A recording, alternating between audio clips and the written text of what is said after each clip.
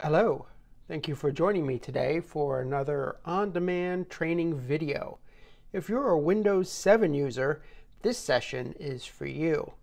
As you likely know, Windows 7 is being sunset within the next 2 years. That means Microsoft's support for Windows 7 will end, and over time the usability and security of your PC will degrade.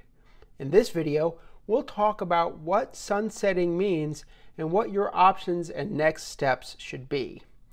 Here's what I'll be covering. We'll start with a history of Windows 7. Then we'll go into what happens at sunset, what are my options for a new operating system, what do I need to do before upgrading and migrating, and then we'll look at some other resources. Sound good? Let's get started. A history of Windows 7. Windows 7 made its debut nearly 10 years ago on October 22, 2009. Windows 7 was originally planned as an incremental upgrade to the operating system. It was intended to address the poor critical reception of Windows Vista, while maintaining hardware and software compatibility. Windows 7 continued improvements on Windows Aero, the user interface introduced in Windows Vista, with the addition of a redesigned taskbar that allows applications to be pinned to it, and a new Windows management feature. In contrast to Windows Vista, Windows 7 was genuinely praised by critics, who considered the operating system to be a major improvement over its predecessor due to its increased performance, its more intuitive interface, with particular praise devoted to that new taskbar I mentioned. It also had fewer user account control pop-ups, and there were other improvements made across the platform. In its first 6 months, more than 100 million copies were sold worldwide. 16 months later, in early 2011, when Service Pack 1 was released, sales were still booming.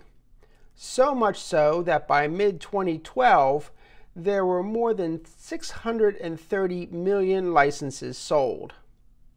A year later, in 2013, a platform update was released. Then, in late 2014, Microsoft began preparing for Windows 7's end of life by stopping retail sales of the operating system. Several months later, in January 2015, mainstream support for Windows 7 ended. Then, all manufacturers stopped shipping new PCs with Windows 7 pre-installed in 2016.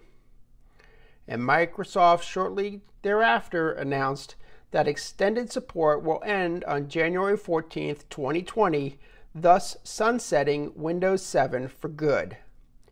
Windows 7 was the most popular Windows variant up until 2018, January of this year, when Windows 10 edged it out globally. Windows 7 remains popular in many countries, particularly on the continents of Asia and Africa.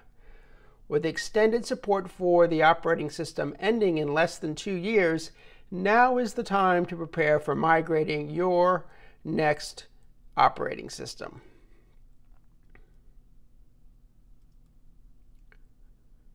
So what happens at sunset?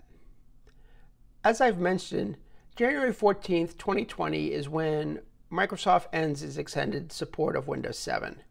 That means no more bug fixes or security updates at all. The operating system and all your apps will generally continue to work fine, and I say generally because over time the usability of Windows 7 will degrade. Let's look more specifically at what we'll call loss of usability. Loss of usability means applications may longer receive updates. That means your non-Microsoft applications will get update notifications that may not apply to the Windows 7 version. Features or software may become incompatible, meaning that clients and/or customers may have upgraded their programs and want to use an application or share information in a way that is not available on your Windows 7 environment. Utilities may become unsupported. Similar to applications, common utilities may become incompatible with your system, and new devices may not connect.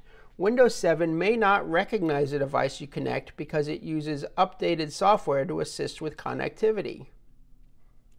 Now, let's look specifically at increased vulnerability. More significant than loss of usability, vulnerabilities to the operating system because of pre-existing or newly developed exploits will no longer be patched. In other words, software bug fixes may no longer be issued, meaning the chances that your PC could be affected by malware or other exploits that could damage your files or render your PC unusable go up over time. Antivirus programs no longer available or updated. Again, making your system vulnerable to the latest viruses and malware.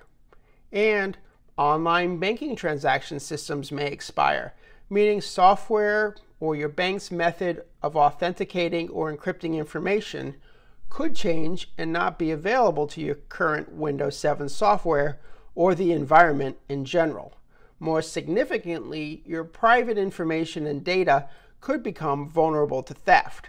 Even third-party virus protection applications will eventually end support for Windows 7. Beyond these two possible inconveniences or dangers, loss of use and increased vulnerability, another reason to upgrade is simply to gain access to features that are available in more recent editions of Windows or in other operating systems.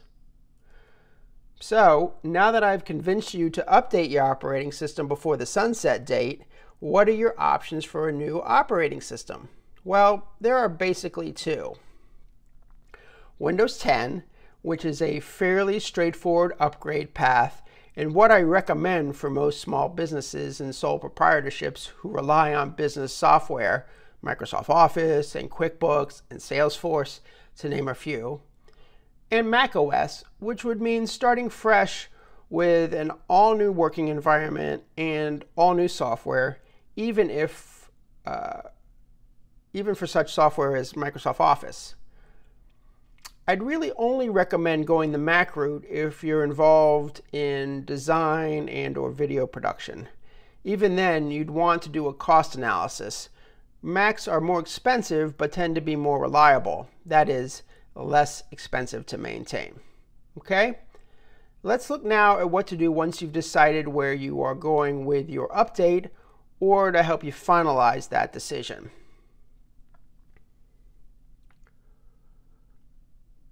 So here's what you need to do before migrating. To make sure you and your hardware are ready for the next software environment, whether it be Windows 10 or Mac OS or another operating system, you'll want to do a series of inventories. In other words, you'll need to make some lists. The first, software inventory. You want to go through your Start menu, Programs folder, and any other locations on your PC and make note of all the applications and utilities you have. I suggest categorizing them into groups. 3 groups: required, optional, and unwanted. Then check your required software version numbers against the current version number in the marketplace and see if you need an upgrade.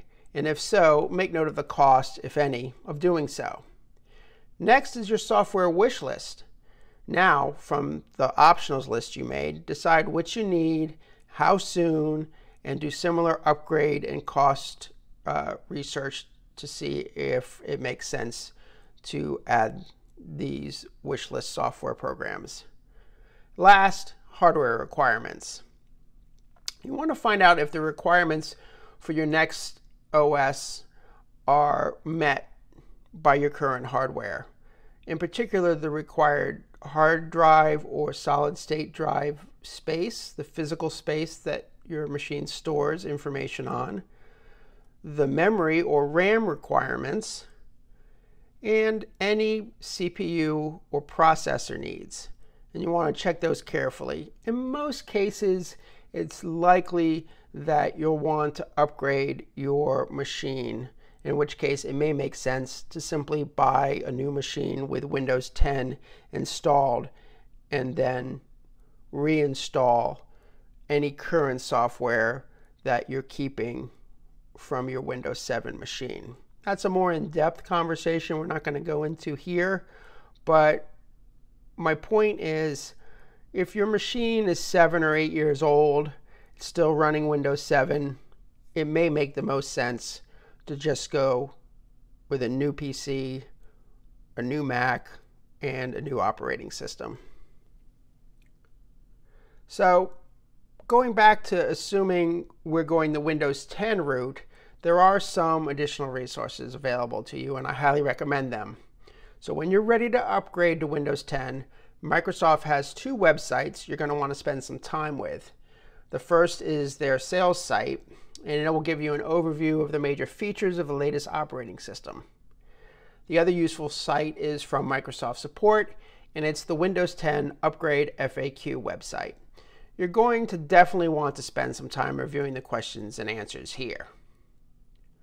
Speaking of questions, it's likely that you have some questions particular to your situation. So, to help you, we've set up a dedicated email box.